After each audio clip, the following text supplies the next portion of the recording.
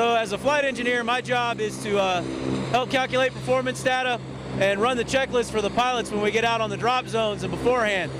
The training that I'm doing today is to make sure that I'm current and proficient on that and have some experience and some practice with it. When we're out doing the drops, I'm there as another set of eyes to kind of back up the pilots and the navigators for terrain clearance, obstacle avoidance, listening to the radios and that kind of stuff. I'm there to make sure that we're maintaining appropriate airspeeds and altitudes. When we're going in for a drop, we have a bottom altitude that they want us to fly at and not get below. I'm there backing them up, making sure that they're doing that because they're spending a lot of time looking outside the airplane, clearing terrain and stuff like that. So I get to spend time, I'm inside looking at engine instruments and things like that. I have a better view of those things. Oh, no, they're pretty much responsible for that. They've got eyes more outside the plane and have a better view outside. I'm responsible for what's going on inside the airplane. I'm excited that we get to do it. It's not something that all the units in the Air Force are doing. It's nice because we do something that helps out here at home. I don't really know a lot of people that have had to deal with the wildfires, but in conversations that I've overheard and interviews with people who have, they really appreciate what we do, and that makes me feel good about what I'm doing. I'm fairly new to the Maffs program, just coming up in enough hours as a flight engineer to qualify. So this is actually the first time I've actually worked with the Maffs too. I was excited about having the opportunity to do it. Like I say, you had to build up your hours as a flight engineer to qualify. So when they told me I was able to do it, I was excited.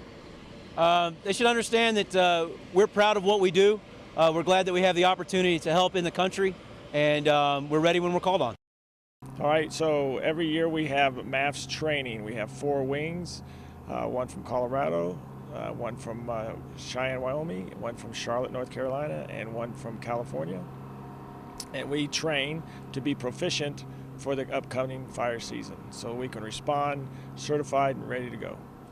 Absolutely, the process is that there's a wildfire out there. After it's determined that the DoD asset is required, NIFC, the fire department interagency, will contact us, send out the order, and then depending on the order of recall, we'll send out the assets from DoD. So we work with Department of Interior, Department of Agriculture, Department of BLM, DoD, Air Force Reserves, got them all. Because as a defense in support of civil authorities, we're going to respond as we need necessary to support the civilians that are out there in the call of need. In this case, the specific task is wildland fires, and we'll go out to save lives and property as necessary. I can't thank them enough for their dedication and service to what they do. The Force Department, who are lead airplanes, to the air controller airplanes, to the militia, which would be the Wyoming Guard, the Charlotte Guard in this case here. Of course, we have the California Guard also, but they have the Air Force Reserves in Colorado. And the dedication and the professionalism that they all show in this activity is outstanding. It sure does, and so that's why we do it every year, to stay proficient and certified in order to perform these activities. I would like to also include that the maintenance support from all the services is outstanding. A co-pilot comes in and he'll be initially certified to be the co-pilot, and then it takes about 3 years to get to the level to be proficient at that level.